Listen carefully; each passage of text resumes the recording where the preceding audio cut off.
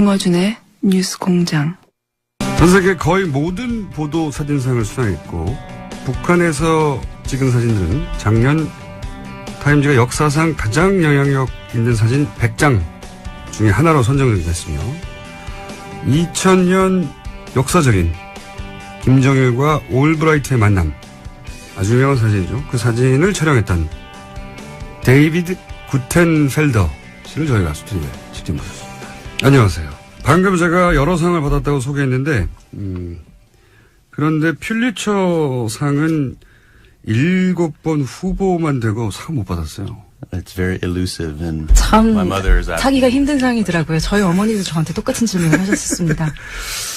왜 이런 질문을 드렸냐면 예를 들어서 보도사진상 중에 가장 큰 상 중에 하나인 월드 프레스 포토 어워드 8번이나 받았거든요. 퓰리처도 7번이나 후보가 됐어요. 그러나 퓰리처는 못 받았다. Well, I'm not sure. I guess.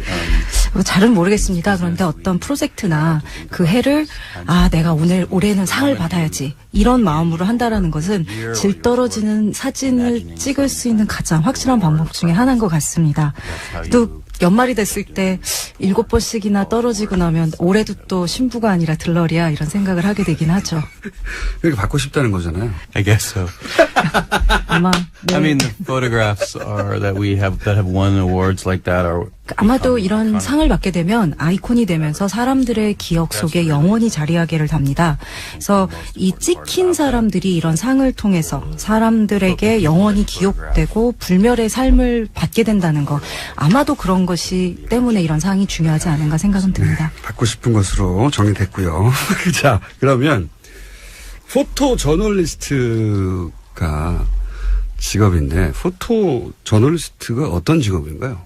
설명을 좀 해주세요. I guess we have a wide variety. 사실 여러 가지 역할을 저희가 할 텐데요. 저는 이제 그 뉴스 사진을 찍는 걸로 저희가 시작을 했습니다. 그래서 뭔가 중요한 이런 그 사건들이 생기면 빨리 달려가서 그 사진을 찍는 거죠. 이렇게 해서 사람들이 무슨 일이 지금 세계에서 일어나고 있구나 이런 거를 갖다가 이런 식으로 이제 그래야 알릴 수가 있으니까요. 그래서 이렇게 여러 가지 분쟁이나 재앙이나 재해가 있는 곳으로 많이 다녔습니다. 중요한 일이었고 저한테도 잘 맞고 누군가는 했어야 하는 일이었고 그래서 이제 쭉 하다가 지금은 약간 지금 포토 저널리즘을 지금 좀 다르게 제가 접근을 하고 있습니다. 지금은 내셔널 지오그래픽에서 일을 하고 있는데요.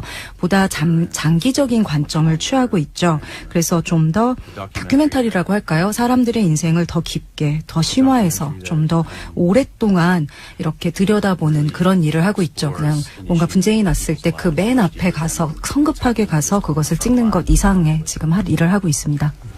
제가 알기로는 20여 년간 이제 AP통신의 포토 저널리스트로 활약을 하셨고, 그리고 지금 말씀하신 대로 이제 그런 사건의 현장, 르완다, 콩고, 시에라리온, 이라크, 아프간, 사고 현장도 여러 나라가 있을 수 있는데 보면 굉장히 위험한 분쟁 지역이나 아니면, 중국의 스탄 지진 혹은 일본 쓰나미 재난 지역, 이렇게 위험한 지역 취재를 많이 했는데, 그리고 그게 본인한테 맞는다고 그랬는데, 이런 위험한 지역을 주로 가는 이유가 있나요?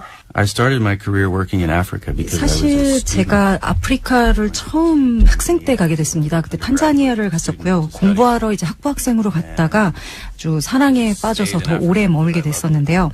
그 당시만 해도 그때가 이제 1990년대였는데 굉장히 이런 전쟁이나 분쟁 같은 게 여기저기서 쉴 새 없이 많이 일어나던 때였습니다.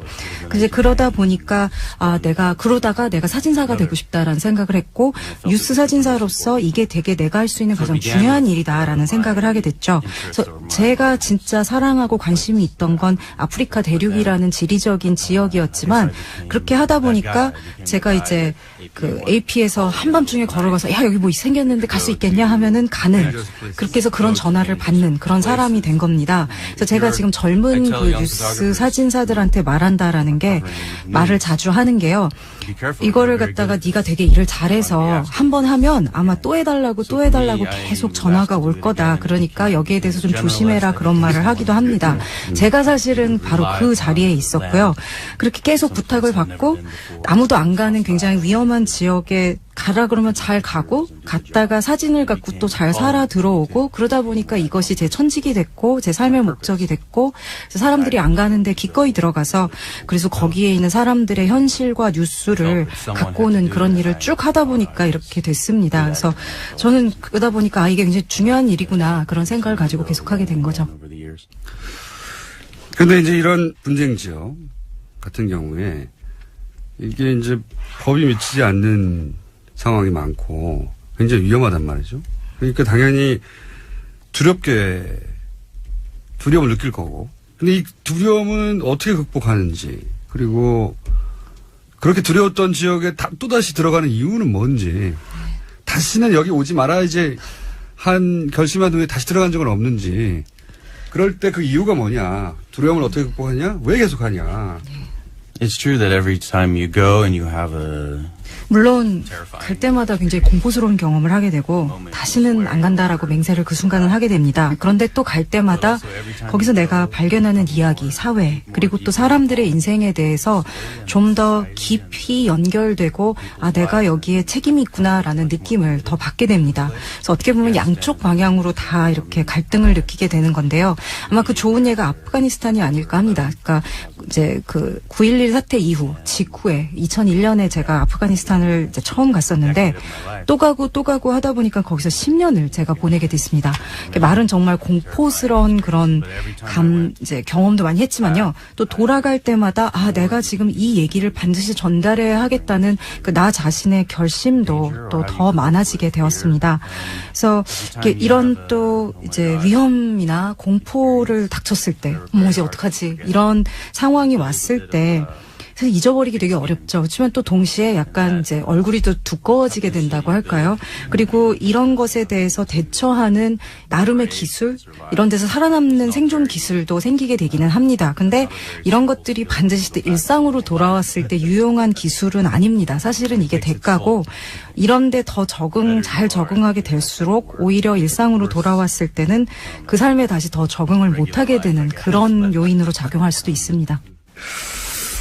2011년에 평양에 서양 매체로는 처음으로 AP통신 지국을 열었고 거기에 크게 영향을 미친 걸로 알고 있는데 평양을 처음 간 것은 그 올브라이트가 김정일 당시 국방위원장을 만났을 2000년 그때인가요? Yeah, in 2000. 그때 이제 당시 국무장관이었던 매들린 올브라이트가 이제 북한을 방문했을 때 AP 그때 전 AP를 위해서 일했고 그때 이제 평양 궁전에서 그때 그 회담이 이루어졌었습니다. 그때 제가 그 풀 사진사 그 모든 그 미디어의 사진사를 다 대표해서 혼자 갔었는데요. 굉장히 좀 괴상한 경험이었습니다. 그래서 이렇게 이상한 색깔의 양탄자, 꽃무늬가 막 있는 양탄자가 있고 벽에는 좀 거대한 막 파도 그림이 그려져 있는 벽화가 그려져 있고 그래서 기다리고 있는데 이제 이 올브라이트 장관님도 좀 되게 좀 이제 초조해갖고 나 이거 어디 서야 되지 막 이렇게 물어보고 저는 정말 저도 모릅니다 이런 대화를 막 하고 있었는데 갑자기 문이 쫙 열리더니 이제 김정일 이제 그때 들어오는데 정말 이 꿈인가 현실이 정말 아닌 것처럼 느껴졌습니다. 사실 그 당시만 해도 미국인이든 한국인이든 누구든지 실제로 김정일을 만난다라는 그 상황이 그러니까 정말 이렇게 꿈 같은 상황, 현실, 상상을 할 수가 없는 상황이었고, 초현실적인 상황. 예. 네. 그래서 이게 내가 지금 영화 안으로 들어왔나, 텔레비 안으로 들어왔나 이런 생각을 할 수밖에 없었습니다. 그 사진도 굉장히 유명한 사진이죠. 그 이후로 북한을 여러 번 간 걸로 알고 있는데 몇 번이나 갔고, 그리고 북한을 찍은 사진으로 이제 타임지 선정 역사상 가장 영향력이 있는 사진 100장에도 뽑혔고. 그런데 그렇게 여러 번 간 사람으로서 북한이 다른 국가하고는 좀 다른 점이 있습니까? 사진의 대상으로서? I think between 2000, my first trip with Albright. 제가 아마 2000년대 처음 그때 이제 올브라이트 장관이 오셨을 때 같이 가서 2015년까지 50번 정도를 갔었습니다. 50번. 예.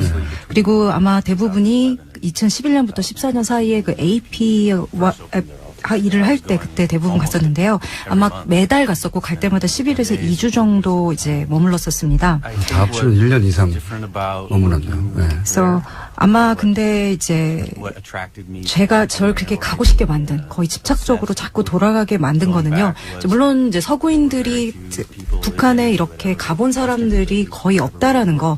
그래서 북한 안에서부터 뭔가를 찍어서 이렇게 바깥으로 바깥 세계로 이제 전송을 한 경험이 거의 없다라는 거. 그렇기 때문에 이게 중요한 거다. 물론 그런 것도 있었지만요. 사진사로는요. 정말 가자마자 그 장소의 어떤 느낌이랄까요? 모양이랄까요? 모든 게 다 사진 찍을 갑니다. 모든 게 피사체가 될 수 있다. 그러니까 왜냐하면은 외부인들이 어떤 독립적인 시선의 관점을 북한으로 갖고 가서 그 북한이란 사회가 보여진 적이 단 한 번도 없거든요. 그래서 이런 여태까지 북한에 대해서 알려진 모든 시각적인 기록들, 이미지들은 다 정치 선전의 일부로 일방적으로 북한이 주어진 겁니다. 그렇기 때문에 이런 새로운 관점에서 북한이라는 것이 보여지는 게 처음이라는 거. 그렇기 때문에 심지어 제가 먹는 저녁까지도 바깥에서 아무도 이것을 본 적이 없기 때문에 다 뉴스거리가 될 수가 있었습니다. 그렇기 때문에 이렇게 뉴스 저널리스트로서, 그러니까 포토 저널리스트로서 모든 게 다 뉴스거리가 될 수 있는, 모든 게 이 사회를 설명하는 퍼즐의 조각이 될 수 있는 것들에 둘러싸여 있다라는 건 참으로 매혹적인 일이 아닐 수 없었습니다. 알겠습니다. 이번에 이제 한국에 오신 거는 이제 AP통신과 아니라 내셔널 지오그래픽과 작업을 위해서 한국에 오신 걸로 알고 있는데, 한국에는 어떤 프로젝트로 왔는지 말해줄 수 있는지, 전체를 다 말해줄 수 없다면 말해줄 수 있는 부분이라도. I came here with National Geographic. It's really 사실 just 제가 지금 내셔널 지오그래피랑 한국에 온 거는요. 제가 늘 오랫동안 특히 북한에서 사진을 찍은 이후로 하고 싶다 했던 그 장기적인 프로젝트를 하기 위해서 온 겁니다. 이제 시작인데요. 제가 하고 싶었던 거는 양쪽을 비교하는 겁니다. 그래서 이제 DMZ의 저쪽은 봤으니 이제 이쪽은 어떻게 보이나. 그래서 사진을 통해서 전쟁 이후에 이 남한과 북한이 어떻게 갈라졌나. 또 그런데 아직도 함께 나누는 것이 있는가. 그래서 이 한반도에서 이 한민족이라는 틀 안에서 아직도 서로 공명하는 부분이 있는가. 어떻게 갈라져 왔는가. 이런 거를 사진으로 찍어보고 싶었습니다. 제 생각에는 이 프로젝트가 성공적으로 끝나면 퓰리처상을 받을 것 같아요. Yeah, I'm not thinking about that. 그래서 지금 그 생각은 하지 않고 있고요. 퓰리처 얘기입니다. 예. 그리고 이제 북한에서 제가 했던 거, 그리고 또 남한에서도 이제 제가 앞으로 할 거, 같은 결국 접근입니다. 제가 찍을 거는 뉴스 사진이 아니고요. 사람들의 일상에 관한 겁니다. 이게 아마도 북한에서 특히 강력한 어떤 효력을 발휘했던 건 사람들이 북한 사람들의 인생에 대해서 바깥에서 전혀 아는 게 없기 때문에 더 그랬던 것 같고요. 기본적으로 저는 인간 중심의 접근을 하려고 합니다. 이 진짜 사람들의 진짜 삶 외에 더 발견할 가치가 있는 것은 없다라는 게 저의 접근법이고요. 남한에서 할 것은 부지런히 여행 다니고 거기서 또 이제 사람들의 삶을 들여다보고, 그리고 이게 이제 북한이랑 뭐가 비슷하고 뭐가 다른지 열심히 관찰해 볼 생각입니다. 알겠습니다. 포토그래퍼라고 보통 하잖아요. 사진을 찍는 사람들. 우리도 뭐 사진 기자라고 표현을 하지만, 근데 이제 포토 저널리스트라고 따로 부르고 있고, 실제 하신 일들을 보면, 그리고 지금 하고자 하는 일들을 보면, 사진으로 저널리즘을 구현하는 사람이다. 이런 느낌이 들어요. 단순히 사진을 찍는 게 아니라, 찍기만 하는 게 아니라. 그러면 포토그래퍼가 아니라 포토 저널리스트가 되고 싶으면 어떤 자질이 필요합니까? 본인 경험상? I think the requirements or the skills of being 아마도 a photojournalist 이 포토 저널리스트가 되기 위해서 가장 중요한 어떤 기술이라고 할까요? 이거는 그 저널리스트랑 다르지 않을 거라고 생각을 합니다. 결국 사진도 또 다른 또 하나의 언어고, 그 다른 좀 언어를 구사한다라는 거 외에는 보통 저널리스트랑 똑같다고 생각을 합니다. 저도 그렇기 때문에 다른 글을 쓰는 저자나 마찬가지로 저만의 스타일, 저만의 목소리를 찾으려고 이제 노력을 하죠. 그래서 물론 이제 여러 가지 기술적인 능력도 갖춰야 되고 끈기도 있어야 되는데, 아무래도 가장 중요한 거는 윤리적인 차원이 아닐까 생각을 합니다. 물론 저도 굉장히 창의적이고 또 예술적으로 작업을 하려고 합니다만, 기본적으로 전 예술가가 아닙니다. 그리고 제가 저희가 하는 건 논픽션이기 때문에 기본적으로 룰이 있고 그래야 사람들이 저희가 보여주는 거 이게 진짜구나 믿고 신뢰할 수가 있으니까요. 그것이야말로 저널리즘 뿐만이 아니라 포토 저널리즘에서도 가장 토대가 되는 기초가 되는 그런 자질이 아닐까 생각을 합니다. 거의 마지막 질문인데 한국이라는 나라가 포토 저널리스트의 입장에서 뭐랄까요? 흥미를 끄는 대목, 지점, 다른 나라와 다른 부분, 그건 뭔가요? For me personally, it was my first time. 사실 제 개인적으로는요. 제가 2000년대 북한만 간 건이 아니라 남한 서울도 왔었습니다. 그때 이제 이산가족 상봉으로 50년 만에 그 가족들이 처음 만나는 그 장면을 보게 됐었는데요. 사실 그때만 해도 한반도에 대해서 거의 잘 아는 것도 없었고 그런 상황이었는데 이렇게 그 50년 만에 가족들이 처음 모였다가 3일이 지나고 나서 다시 또 찢겨지는 이런 장면을 본다라는 거는 굉장히 특별한 경험이었습니다. 근데 제가 본 게 이 80 노모가 이 눈이 잘 안 보여서 이제 50년 만에 처음 본 아들의 얼굴을 기억하려고 이렇게 손으로 더듬는 그 장면을 봤었는데요. 그 장면을 보고 또 이제 북한에 갈 기회가 생기고 이렇게 되면서 이 포토 저널리스트로서 이 스토리에 대해서 내가 뭔가를 계속 따라가고 뭔가를 해야 되겠다라는 그런 집착이 사실은 생기게 됐었습니다. 사실 한반도라는 데가 굉장히 독특한 역사와 문화를 가진 데인데 아마도 이렇게 얘기해도 아마 무리는 아닐 거란 생각이 듭니다. 여태까지 세계가 여기에 한반도에 등을 돌리고 대부분 무시를 해왔다라는 게 맞을 겁니다. 아마도 이제 누군가가 외부에서 이것을 보고 관심을 가지고 할 때가 왔고 그것이 중요한 일이 아닐까. 그리고 책임이 이제 처음은 우연이었지만 저한테 왔고 그러다 보니까 제가 여기에 좀 집착을 하게 된 것 같습니다. 자, 잘 들었고요. 오늘은 아직은 이 프로젝트가 준비 단계니까 이 프로젝트의 성공을 빌고 그리고 프로젝트가 진행되어 가면서 또 기회가 되면 저희 스튜디오에 모셔서 어떻게 되어가고 있는지. 왜냐하면 이제 뉴스공장 전속이 되셨기 때문에 다른 데는 나가시면 안 되고요. 예, 큰일 나고. 자, 감사합니다. Thank you very much. 네, 지금까지 세계적인 포토 저널리스트 데이비드 구텐펠더 씨였습니다. 그리고 통역에는 동시통역사 홍희연 씨가 수고해 주셨습니다.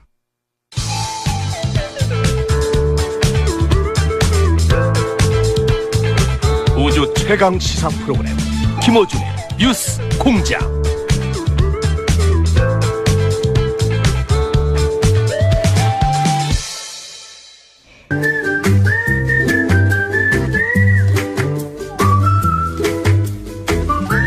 자, 도시건축가 김진애 박사님.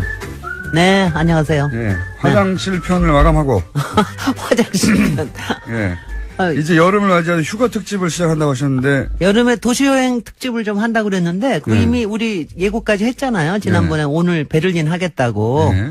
그런데 이제 베를린보다 우리 거를 좀 시작을 해보죠. 사실은 작가가 갑자기 요청을 했는데, 용산공원에 대해서 좀 용산기지 또는 용산공원에 대해서 얘기를 해줬으면 좋겠다. 근데 아직 거기서 휴가 갈 수 있는 데는 아니잖아요. 근데 이제 이런 거죠. 뭐 휴가라고 하는 거는 꼭 가서만이 아니라 사실은 용산공원 같으면 사실 베를린 장벽처럼 우리한테 굉장한 또 역사적인 의미가 있는 상징적인 데잖아요. 곳이긴 합니다. 그래서 역사 여행과 더불어 미래 여행으로 이건 우리가 또 만들어 가야 되니까. 하지만 아직 생태 공원이 만들어지지 않아서. 그러니까 꿈을 꿔보자 이거죠. 그러니까 그거 만들어진다면 여행으로 가면 안 되나요? 꿈꾸지 않고 그냥? 꿈꾸지 아니. 그럼 그거에 대해서 제가 오늘 좀 반론을 제기를 좀 하려고 합니다. 용산기지. 네, 용산기지 내지는 용산공원. 사실은 근데 이제 일반 시민들께서는 이미 이거 다 만들어진 거 아니야? 진작에 나온 얘기인데 아직도 안 됐어? 다 된 거 아니야? 뭐 이렇게 하실 거예요. 이게 공식화된 거는 2003년 노무현 참여 정부 때였습니다. 그때 나온 얘기니까요. 예. 노무현 대통령하고 부시 대통령하고 그때 이제 완전히 이제 협의를 해가지고서는 사인까지 다 했죠. 생태공원 만들어진다는 얘기 그때 나온 얘기인데요. 그렇습니다. 그리고 2004년에 그 다음에 국회에서 용산공원법도 만들어지고 또 평택 지원 특별법이라는 것도 만들어지고 그래서 이미 다 된 모양이다. 근데 뭐야 이게? 안 됐어요 아직도?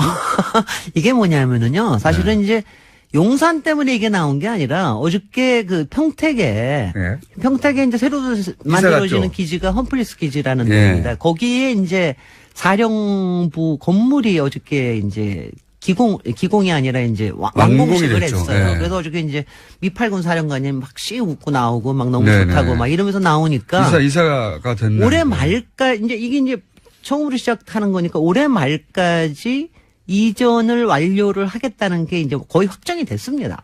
네. 그러다 보니까 이제 이 용산 공원에 대해서 다시 한번 이제 얘기를 하게끔 된 거죠. 그래서 오늘 얘기가 그러면 나온 겁니다. 2003년에 이야기가 나온 다음에 몇 년간 14년 만입니다. 건물을 14년 지은 건 아닐 아니 테고. 그런 건 아니고요. 왜 이렇게 느릿느릿한 그동안에 거죠? 이제 평택 그 기지에 대해서도 뭐 여러 가지 사건들이 많았어요. 그리고 이제 또 한미 동맹 사이에서도 또 뭐 여러 가지 얘기가 있고 그래서 좀 늦어졌는데 그 이전 자체가 좀 늦어졌는데 워낙이 조건 자체가 용산에 있는 거를 이전을 하고 그러고 난 다음에 용산공원을 만드는 거였기 때문에 그 늦어졌기 때문에 솔직히는 참 다행이라고 얘기해야 됩니다. 그건 왜 그렇습니까? 어떻게 보면 다행인 게 지난 10년 동안 이명박 정부하고 박근혜 정부 이 여러 가지 너무 이상한 짓을 많이 했거든요. 이게 만약에 그래서 그때 됐으면 개발로 그러니까 이게 정권 교체되고 난 다음에 용산공원이 다시 떠오르는 거에 대해서 저는 마음으로 굉장히 이게 이제 안도를 합니다. 생태공원이 아니라 사실 초기 계획도 그런 게 많이 있었죠. 생태공원이 아니라 온갖 건물들이 들어가지고. 아니 뭐 꼭 그런 거는 아니고요. 네. 이제 이렇게 얘기를 하죠. 뭐 이제 우리가 누구만 나쁘다고 그렇게만 얘기할 건 아니고 이게 처음에 이게 가능해졌던 건 노태우 정부 때였어요. 네. 1990년에 됐습니다. 그때 공약이었어요. 공약. 공약이었습니다. 네. 그래서 저는 사실은 저의 그 이 프로 생활의 시작도 거의 이 용산공원하고 같이 왜냐하면 이게요. 우리 전문가들한테는 정말 이게 너무너무 매력적인 프로젝트거든요. 이건 도시에 대해서 완전히 다시 생각해 볼 수 도심 있는 거기 한가운데 때문에. 이렇게 큰 땅덩어리가 그럼요. 뚱 생겼으니까. 그리고 이제 뭐 땅덩어리 그렇게 너무 뭐라고 표현합니까? 아니 역사 여행과 미래 여행을 할 수 있는 네. 이런 기가 막힌 땅덩어리가 기회가 생긴 거죠. 생겼다. 그래서 그리고 그림을 그동안도 막 그릴 수 있고. 그림도 많이 그렸습니다. 네. 뭐 거기에다 다 주택만 짓자는 사람도 있었고 주택 문제 그것도 심각할 기념관 때 여러 개 짓다는. 기념관 찍겠다는 네. 얘기도. 근데 하여튼 2004년에 이른바 기본 계획에서 그때도 사실 꼭 잘한 것만은 아니에요. 그때 미국에다가 뭐는 주고 뭐는 안 주고 돈은 어떻게 하고 뭐 이런 거를 이제 주로 협정을 하는데 돈 문제에서는 저는 잘한 건지는 잘 모르겠어요. 거의 8조나 우리가 저기 네. 평택 기지 만드는데 줘야 네, 되니까. 네, 그것도 큰 이제 논란이 됐습니다. 용산공원에서 파른 돈 가지고 하다 보니까 그러다 보니까 용산에 그 주변에 있는 땅들이 있어요. 그거는 용산 기지 안에 포함된 건 아니고 이쪽에 한강대로하고 저쪽에 한남동 쪽으로 있는 데는 뭐 주상복합 이런 거로 팔기로 했어요. 근데 이미 팔렸어요. 엄청나게 또 비싼 가격으로 팔렸습니다. 그러니까 거기는 높은 게 들어올 거예요. 그러니까 그런 건 참 못마땅한 거죠, 솔직히는. 근데 뭐 뭐 돈 문제 때문에 그랬다고 치고 그 다음에 또 못마땅한 게 또 있죠. 그냥 전체가 다 돌아오는 게 아닙니다. 이게 지금 이제 어저께 미8군이 갔는데 한미연합사령부는 그대로 있게 됩니다. 네. 이건 뭐 한미동맹을 상징한다 그러면서 계속 있게 되는데 그것 때문에 여기 헬리콥터 비행장도 그대로 있게 되고요. 아하. 그리고 혹시 그 안에 들어가 보셨어요? 들어본 적 있습니다. 드래곤 호텔이라는 데 가셨을 거예요, 아마. 거기 가서 주로 먹는 게 고기입니다. 스테이키. 스테이크 먹으러 뷔페. 갑니다. 네. 맞습니다. 스테이키를 굉장히 미국식으로 잘 하는 호텔인데 그 드래곤 호텔은 그대로 거기에 있게 돼요. 미군이 이용할 수 있도록. 너무 화나지 않아요? 저는 그건 그게 왜- 이렇게 화가 나요. 왜 그래요? 그러니까 미군이 그렇게 요청을 한 거랍니다.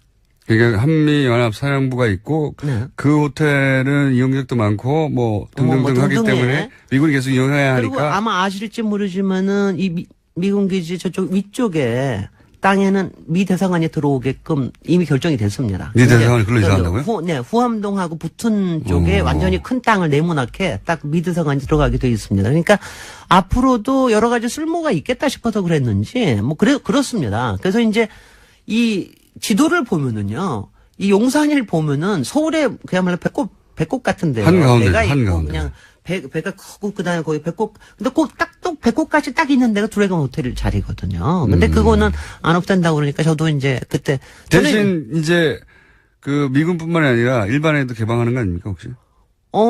그거는 아직 구체적인 건 잘 몰라요. 그러면 그거는. 대사관, 드래곤 호텔, 한미 그게 다 사령부 붙어 있지 않습니다. 네. 다 위에, 가운데, 저 나머지 밑에 공간은 쪽에. 나머지 어떻게? 공간은 이제 공원으로 하겠다라고 그 하는 거를 기념관 이런 거 짓지 않고요? 아니 그런 거를 이제 하겠다고 마음은 이제 정해놨는데 네. 그동안 이명박 정부 때 마스터 플랜을 만들었고요. 네. 그리고 그 다음에 이제 잘 진행이 안 되면서 특히 박근혜 정부 동안에 이상한 짓을 많이 했어요. 어떤? 예, 국토교통부가 뭐냐면은 어떻게 하냐면 그 땅이 크잖아요. 한 네, 70만 엄청 평대니까 크잖아요. 네. 그걸 쪼개가지고 이거는 뭐 문화관광부, 이거는 뭐 아, 맞습니다. 이거는 여성부, 이거는 무슨 경찰청. 그래서 기념관 짓겠다고 막 기념관, 7개로 예. 나눠놨어요. 그래서 기념관 빌딩만 다 찾아야 될 정도로. 그래가지고 예. 그때 안 그래도 이제 그 밑에 아실지 모르지만 국립중앙박물관이 길게 옆으로 있거든요. 네. 그러니까 이제 그래가지고 솔직히 전문계에서도 그렇고 역사계에서도 굉장히 많이 반대를 했습니다. 이거 이렇게 쪼개서 하면 어떡하냐. 그러니까 이게 어떤 의미냐 하면은요.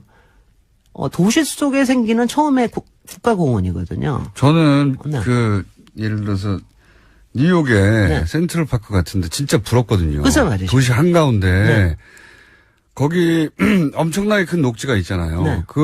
거기만 벗어나면 빌딩 숲인데 네. 거기를 들어가면 숨 쉴 수가 있거든요. 그래서 말이죠. 그런 게 도시 한가운데 네.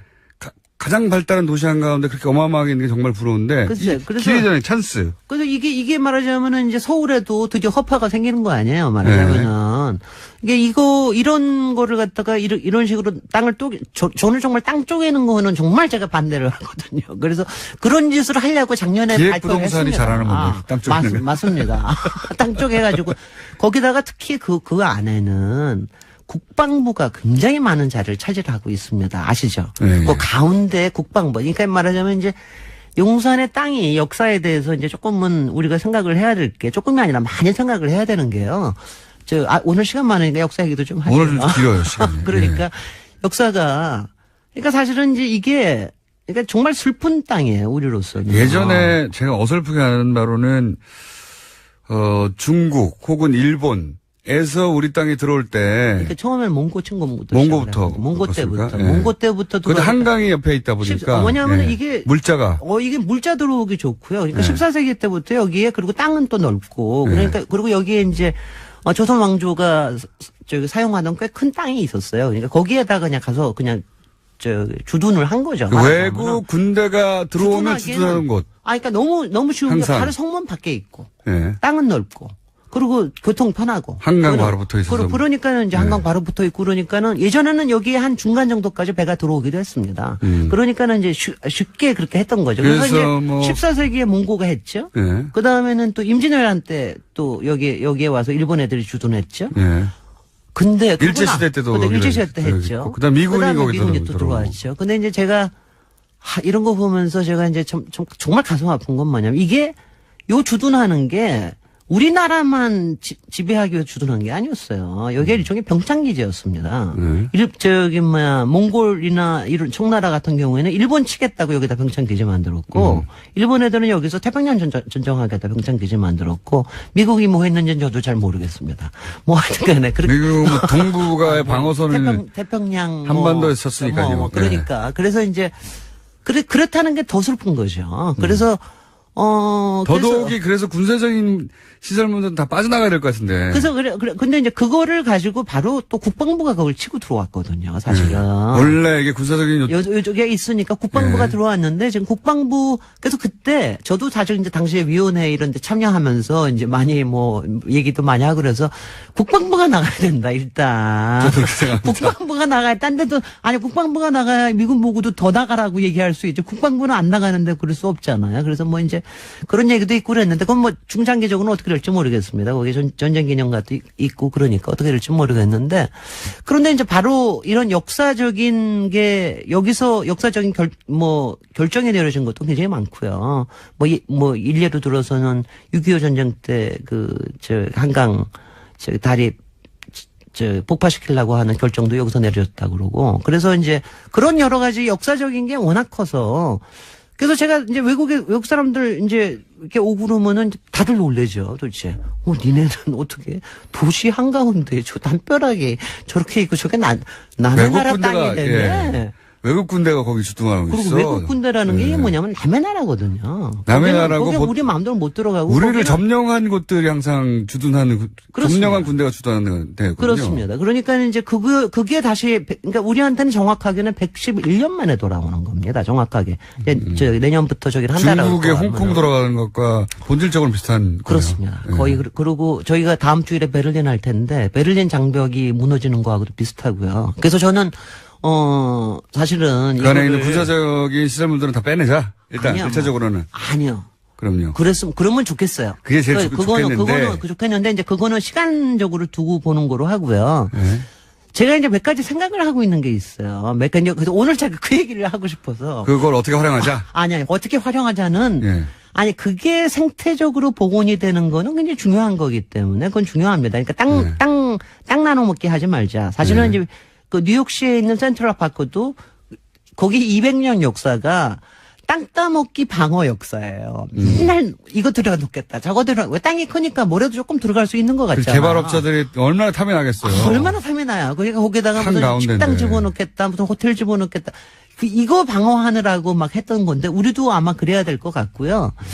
그래서 아마 이제 우리가 당장 내년부터는 뭘 이제 뭔가를 할 수 있는데 지금 거기에서 가장 큰 이슈가 되는 게 뭐냐면은 아까 그 8조 들어가는 것도지만 토지 정화 문제가 굉장히 큽니다. 거기에 상당히 오염이 돼 있기 때문에.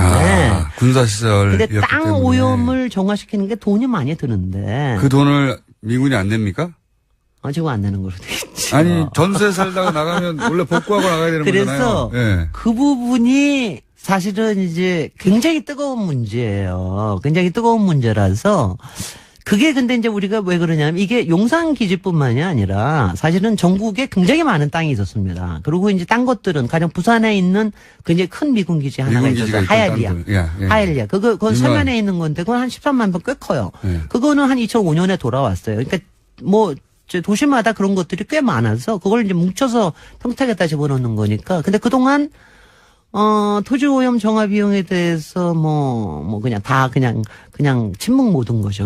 그냥 입 다물고 그냥 있는 거죠. 뭐 이런 식이어서 용산은 특히 오염 문제가 심각하기 때문에 그리고 그 오염에 대한 게 제대로 조사도 잘 안 돼 있습니다. 그러니까 이 부분에 대해서 우리가 요구했는데 거절한 건가요? 어떻게 돼요? 거절한 적 많습니다. 그러니까 우리가 거기에 들어가서 제가 아까 여쭤볼게요. 거기 들어가 보셨다는 게 드래곤 호텔만 들어가 보셨죠? 아니 그 뒤쪽에 그 일정 정도 공원 시설 공원처럼 돼 있긴 있잖아요. 예. 근데 가보면은요. 지금 우리나라 국민 중에 그 안에 들어가본 사람이 몇 사람이 될까요? 1%도 안 될까요? 0.1%. 못 들어가는 줄 알죠. 저는 0.1%에 속해서 저는 조사하면서 한번 들어갔던 적이 있어요. 근데 솔직히는 그 안에 무슨 일이 있는지는 일반 국민들은 아무것도 모릅니다. 알 수가 없죠. 거기에 그러니까 사람들은 이렇게 위에서 남산 위에서 보면은 나무들이 많기 때문에 뭐 공원처럼 돼 있는 거 아니야? 그런데 네. 그 안에 건물도 무지 많아요. 한 1,100동 정도 됩니다. 그러니까 건물도 굉장히 그리고 그 안이 아시다시피 무슨 미군만 그냥 주둔하고 있는 게 아니라 거기에 사람들이 사는 데도 다 있거든요. 그게 1945년인가 6년에 미군이 거기를 차지했으니까요. 그러니까 거기 가서 이렇게 보면은요, 무슨 캘리포니아에 와 있는 것 같은 그런 느낌이 들 정도로 나무가 잘 돼 있고 전원풍의 이런 도시기도 해요. 물론 70년 병영처럼 돼 이상 자기들 있지만. 땅처럼 썼는데요. 그렇죠. 근데 이제 이거를 어떻게 해야 되느냐는 이제 일단 여기는 청와대도 관심이 있고 국토교통부도 관심이 있는데 이것도 주무부 부처는 당연히 국토교통부인데 제가 하여튼 오늘 기회를 통해서 제가 꼭 우리 시민들께도 말씀드리고 싶은 게 일단은 요점 이제 나오네요. 이제 요점 요점이 예.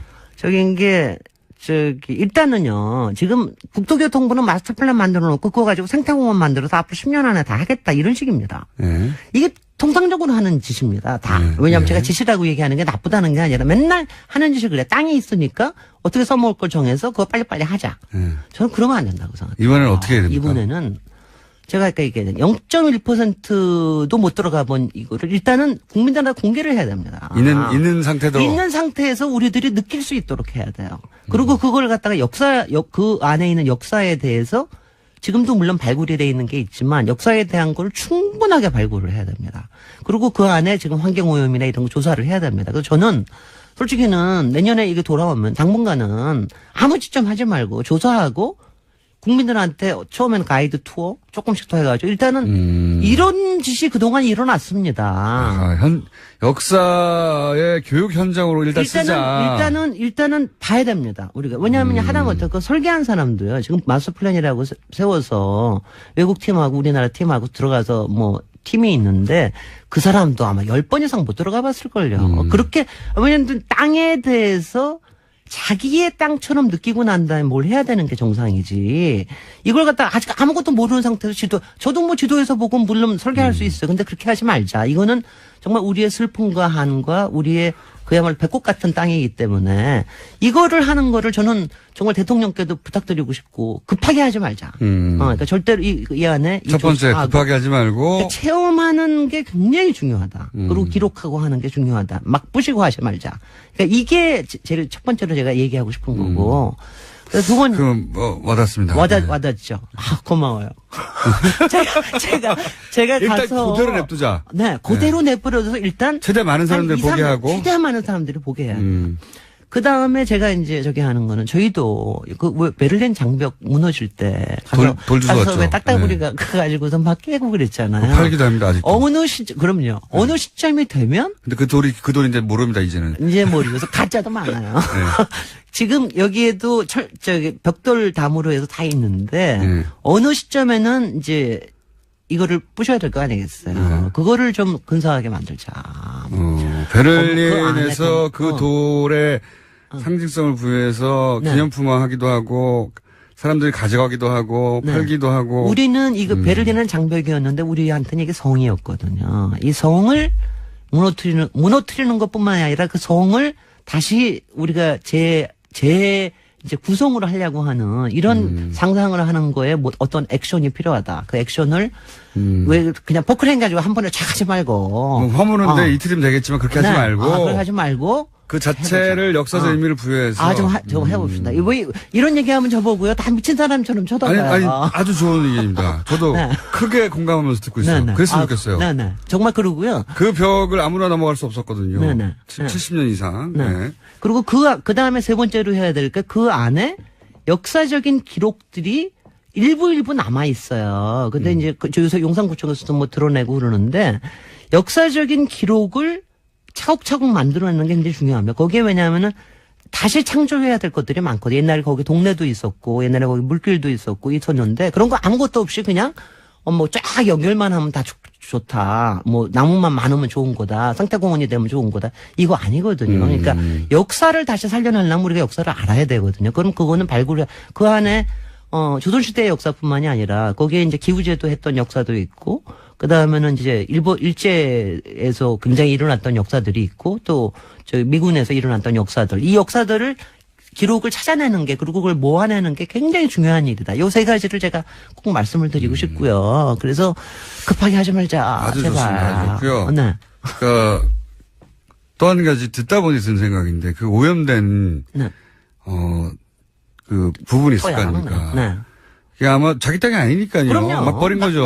네, 막 버리는 거고 떠나면 되니까 자기들은. 자기 앞집이면 그렇게 못하죠. 근데 거기도 이렇게 뭐랄까요. 어떤 가이드라인을 치긴 치되 여기가 얼마나 오염됐는지. 네네. 그럼요. 편말을 세워놓고. 그럼요. 어떤 물질로 오염이 됐는지 앞으로 어떻게 복원할 건지 이 비용은 글쎄요. 비용은 미군이 주지 않고 떠났다는 것도 기록해두고. 우리가 한미약정을 어떻게 앞으로 바꿔야 되는지. 이게 우리가 그걸 못 해낸 거죠. 네네. 못 해낸 겁니다. 그때는 아무것도 못 했습니다. 못 해낸 건데 그런 것도 보게 만들어야 되는 것 같아요. 물론 오염 물질도 제거하고 처리해야 되지만 그것도 하나의 역사로 이랬다라고. 굉장히 중요한 것 같습니다. 전체적으로. 오늘 그래서 서울 도시형이 아주 괜찮죠. 그래서 제가 지난번에 주문하신 대로 건축가 주문대로 전문가가 할 수 있는 이야기네요. 왜냐하면 저는 제일 그냥 아는 척하기 잠깐만요. 아는 척하기 1분밖에 안 남았기 때문에 아는 척하기 딱 좋은 거 하나만 여기서 얘기해요. 저는 나무만 많이 쓰면 된다고 생각해요. 아니. 그렇게 맞아요. 그게 하면 이게 비전문가의 한계예요. 네. 이게 말이죠. 용산공원에서는 이거를 한 가지 팁을 하나 드리면 서울의 산경축과 한강의 수경축이 크로스하는 데다. 요거 하나를 머릿속에 기억을 해주시면 이거 아주 멋지게 됩니다. 산경축은 뭐냐? 백두대간이 쭉 내려와서 북한산으로 해가지고 북악산으로 해가지고, 우리 비원으로 해가지고, 지금 이제 창덕궁으로 해가지고, 남산으로 해가지고, 한강까지 내려놓은 거, 이걸 상경축이라고 얘기합니다. 남북. 산줄기. 남북. 예. 상경축. 산의 경관, 그 다음에 한강의 경관. 수경축이 만나는 데가 바로 이 용산이다. 요거 하나는 좀 이제, 그러면, 좀 멋있게 보일 거예요. 어디서 써먹기 쉽지 않은데, 근데. 그렇겠죠. 상경축과 수경축이 만나는 용산, 우리의. 산경이라면 산이 이루는 산세로 이루어진 경관. 경치. 네. 그리고 수경축이라면 물이 이루어진 경치. 그러니까 동서 수경축과 남북 상경축. 그게 우리나라의 굉장히 특징이거든요. 우리나라 경관에. 네. 네. 용산이 바로 그게 만나는 바로 그게 가장 중요한 지점입니까? 데입니다. 네. 하하. 네. 자, 오늘, 새로운 시각을 이 코너를 통해서 처음으로 얻었어요. 시간이 짧기도 했었지만, 네. 왜냐하면 생태공원으로 만들자, 네. 센트럴파크처럼 만들자, 네. 여기까지 가는 게 한계였어요. 네. 그 이전에 항상, 박물관 짓고, 네. 시멘트 건물 짓는 게 싫어서, 그런 시도들이 너무 많으니까, 야, 아무 데서나 지을 수 있잖아, 시멘트 건물은. 여기는 제발, 공원으로 만들자. 여기까지 한계였는데, 공원으로 만들기 전에. 네. 예. 전에, 우리의 역사와 그거를 우리의 체험하게 상징과 만들고, 그 공간이 해체되는 과정도 하나 상징화하고 역사화하고, 그런 다음에 충분히 의견을 수렴하고, 네. 그래서 결국 생태공원을 만들다 하더라도, 네. 이게 10년 동안 만들 이유가 없습니다. 앞으로 이게 111년 만에 돌아오는 건데, 앞으로 30년 걸리는데 무슨 상관이 있습니까? 우리랑 같이 호흡을 할 땅인데. 그래서 다시는 여기가 외국 군대에 주둔지 또 되지 말아야 하고, 그죠? 아주 좋은 시간이었고요. 그럼 산경축, 수경축은 못 외울 것 같습니다. 김진애 박사님이었습니다. 감사합니다. 감사합니다. 김어준이었습니다. 내일 뵙겠습니다. 안녕.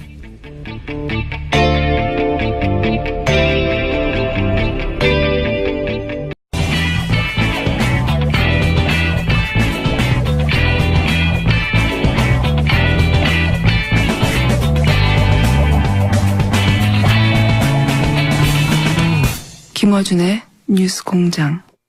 전 세계 거의 모든 보도 사진상을 수상했고, 북한에서 찍은 사진들은 작년 타임즈가 역사상 가장 영향력 있는 사진 100장 중에 하나로 선정되기도 했으며, 2000년 역사적인 김정일과 올브라이트의 만남, 아주 유명한 사진이죠. 그 사진을 촬영했던 데이비드 구텐펠더 씨를 저희가 스튜디오에 직접 모셨습니다. 안녕하세요. 방금 제가 여러 상을 받았다고 소개했는데, 그런데 퓰리처 상은 7번 후보만 되고 상 못 받았어요. It's very elusive and 참 my mother is asking. 타기가 힘든 상이더라고요. 저희 어머니도 저한테 똑같은 질문을 하셨었습니다. 왜 이런 질문을 드렸냐면, 예를 들어서 보도사진상 중에 가장 큰 상 중에 하나인 월드 프레스 포토 어워드 8번이나 받았거든요. 퓰리처도 7번이나 후보가 됐어요. 그러나 퓰리처는 못 받았다. Well, I'm not sure. I guess 잘은 모르겠습니다. 그런데 어떤 프로젝트나 그 해를 내가 올해는 상을 받아야지 이런 마음으로 한다라는 것은 질 떨어지는 사진을 찍을 수 있는 가장 확실한 방법 중에 하나인 것 같습니다. 또 연말이 됐을 때 7번씩이나 떨어지고 나면 올해도 또 신부가 아니라 들러리야 이런 생각을 하게 되긴 하죠. 그렇게 받고 싶다는 거잖아요. I guess so. 아마 I mean, the photographs are that have won awards like that are 아마도 이런 상을 받 도 여러 나라가 있을 수 있는데 보면 굉장히 위험한 분쟁 지역이나 아니면 중국의 스탄 지진 혹은 일본 쓰나미 재난 지역 이렇게 위험한 지역 취재를 많이 했는데 그리고 그게 본인한테 맞는다고 그랬는데 이런 위험한 지역을 주로 가는 이유가 있나요? I started my career working in Africa because I was a 사실 student. 제가 아프리카를 처음 학생 때 가게 됐습니다. 그때 탄자니아를 갔었고요. 공부하러 이제 학부학생으로 갔다가 아주 사랑에 빠져서 더 오래 머물게 됐었는데요. 그 당시만 해도 그때가 이제 1990년대였는데 굉장히 이런 전쟁이나 분쟁 같은 게 여기저기서 쉴 새 없이 많이 일어나던 때였습니다. 이제 그러다 보니까 내가 사진사가 되고 싶다라는 생각을 했고 뉴스 사진사로서 이게 되게 내가 할 수 있는 가장 중요한 일이다라는 생각을 하게 됐죠. 그래서 제가 진짜 사랑하고 관심이 있던 건 아프리카 대륙이라는 지리적인 지역이었지만 그렇게 하다 보니까 제가 이제 그 AP에서 한밤중에 걸어가서 야 여기 뭐 생겼는데 갈 수 있겠냐 하면은 가는, 그렇게 해서 그런 전화를 받는 그런 사람이 된 겁니다. 그래서 제가 지금 젊은 그 뉴스 사진사들한테 말한다라는 게 말을 자주 하는 게요. 이거를 갖다가 네가 되게 일을 잘해서 한 번 하면 아마 또 해달라고 계속 전화가 올 거다. 그러니까 여기에 대해서 좀 조심해라, 그런 말을 하기도 합니다. 제가 사실은 바로 그 자리에 있었고요. 그렇게 계속 부탁을 받고 아무도 안 가는 굉장히 위험한 지역에 가라 그러면 잘 가고, 갔다가 사진을 갖고 또 잘 살아 들어오고, 그러다 보니까 이것이 제 천직이 됐고 제 삶의 목적이 됐고, 그래서 사람들이 안 가는데 기꺼이 들어가서, 그래서 거기에 있는 사람들의 현실과 뉴스를 갖고 오는 그런 일을 쭉 하다 보니까 이렇게 됐습니다. 그래서 저는 그러다 보니까 이게 굉장히 중요한 일이구나, 그런 생각을 가지고 계속하게 된 거죠. 근데 이제 이런 분쟁 지역 같은 경우에 이게 이제 법이 미치지 않는 상황이 많고 굉장히 위험하단 말이죠. 그러니까 당연히 두려움을 느낄 거고. 근데 이 두려움은 어떻게 극복하는지, 그리고 그렇게 두려웠던 지역에 또다시 들어가는 이유는 뭔지, 다시는 여기 오지 말아야지 한 결심한 후에 다시 들어간 적은 없는지, 그럴 때 그 이유가 뭐냐, 두려움을 어떻게 극복하냐, 왜 계속하냐. It's true that every time you go and you have a 물론 갈 때마다 굉장히 공포스러운 경험을 하게 되고 다시는 안 간다라고 맹세를 그 순간은 하게 됩니다. 그런데 또 갈 때마다 거기서 내가 발견하는 이야기, 사회, 그리고 또 사람들의 인생에 대해서 좀 더 깊이 연결되고 내가 여기에 책임이 있구나라는 느낌을 더 받게 됩니다. 그래서 어떻게 보면 양쪽 방향으로 다 이렇게 갈등을 느끼게 되는 건데요. 아마 그 좋은 예가 아프가니스탄이 아닐까 합니다. 그러니까 이제 그 9.11 사태 이후 직후에 2001년에 제가 아프가니스탄을 이제 처음 갔었는데 또 가고 하다 보니까 거기서 10년을 제가 보내게 됐습니다. 말은 정말 공포스러운 그런 이제 경험도 많이 했지만요. 또 돌아갈 때마다 내가 지금 이 얘기를 반드시 전달해야 하겠다는 그 나 자신의 결심도 또 더 많아지게 되었습니다. 그래서 이런 또 이제 위험이나 공포를 닥쳤을 때, 이제 어떡하지? 이런 상황이 왔을 때 사실 잊어버리기 되게 어렵죠. 그렇지만 또 동시에 약하게 되면 아이콘이 되면서 사람들의 기억 속에 영원히 자리하게를 답니다. 그래서 이 찍힌 사람들이 이런 상을 통해서 사람들에게 영원히 기억되고 불멸의 삶을 받게 된다는 거, 아마도 그런 것이 때문에 이런 상이 중요하지 않은가 생각은 듭니다. 받고 싶은 것으로 정리됐고요. 자, 그러면 포토 저널리스트가 직업인데 포토 저널리스트가 어떤 직업인가요? 설명을 좀 해주세요. I guess we have a wide variety. 사실 여러 가지 역할을 저희가 할 텐데요. 저는 이제 그 뉴스 사진을 찍는 걸로 저희가 시작을 했습니다. 그래서 뭔가 중요한 이런 그 사건들이 생기면 빨리 달려가서 그 사진을 찍는 거죠. 그래서 이렇게 해서 사람들이 무슨 일이 지금 세계에서 일어나고 있구나, 이런 거를 갖다가 이런 식으로 이제 그래야 알릴 수가 있으니까요. 그래서 이렇게 여러 가지 분쟁이나 재앙이나 재해가 있는 곳으로 많이 다녔습니다. 중요한 일이었고 저한테도 잘 맞고 누군가는 했어야 하는 일이었고, 그래서 이제 쭉 하다가 지금은 약간 포토 저널리즘을 지금 좀 다르게 제가 접근을 하고 있습니다. 지금은 내셔널 지오그래픽에서 일을 하고 있는데요. 보다 장기적인 관점을 취하고 있죠. 그래서 좀 더 다큐멘터리라고 할까요? 사람들의 인생을 더 깊게, 더 심화해서 좀 더 오랫동안 이렇게 들여다보는 그런 일을 하고 있죠. 그냥 뭔가 분쟁이 났을 때 그 맨 앞에 가서 성급하게 가서 그것을 찍는 것 이상의 지금 일을 하고 있습니다. 제가 알기로는 20여 년간 이제 AP통신의 포토 저널리스트로 활약을 하셨고, 그리고 지금 말씀하신 대로 이제 그런 사건의 현장, 르완다, 콩고, 시에라리온, 이라크, 아프간, 사고 현장. 이제 얼굴이 또 두꺼워지게 된다고 할까요? 그리고 이런 것에 대해서 대처하는 나름의 기술, 이런 데서 살아남는 생존 기술도 생기게 되기는 합니다. 근데 이런 것들이 반드시 일상으로 돌아왔을 때 유용한 기술은 아닙니다. 사실은 이게 대가고, 이런데 더 잘 적응하게 될수록 오히려 일상으로 돌아왔을 때는 그 삶에 다시 더 적응을 못하게 되는 그런 요인으로 작용할 수도 있습니다. 2011년에 평양의 서양 매체로는 처음으로 AP통신 지국을 열었고 거기에 크게 영향을 미친 걸로 알고 있는데 평양을 처음 간 것은 그 올브라이트가 김정일 당시 국방위원장을 만났을 2000년 그때인가요? Yeah, in 2000. 그때 이제 당시 국무장관이었던 매들린 올브라이트가 이제 북한을 방문했을 때 AP 그때 전 AP를 위해서 일했고 그때 이제 평양 궁전에서 그때 그 회담이 이루어졌었습니다. 근데 제가 그 풀 사진사 그 모든 그 미디어의 사진사를 다 대표해서 혼자 갔었는데요. 굉장히 좀 괴상한 경험이었습니다. 그래서 이렇게 이상한 색깔의 양탄자, 꽃무늬가 막 있는 양탄자가 있고 벽에는 좀 거대한 막 파도 그림이 그려져 있는 벽화가 그려져 있고 그래서 기다리고 있는데 이제 이 올브라이트 장관님도 좀 되게 좀 이제 초조해갖고 나 이거 어디 서야 되지 막 이렇게 물어보고 저는 정말 저도 모릅니다 이런 대화를 막 하고 있었는데 갑자기 문이 쫙 열리더니 이제 김정일 이제 그때 들어오는데 정말 이 꿈인가 현실이 정말 아닌 것처럼 느껴졌습니다. 사실 그 당시만 해도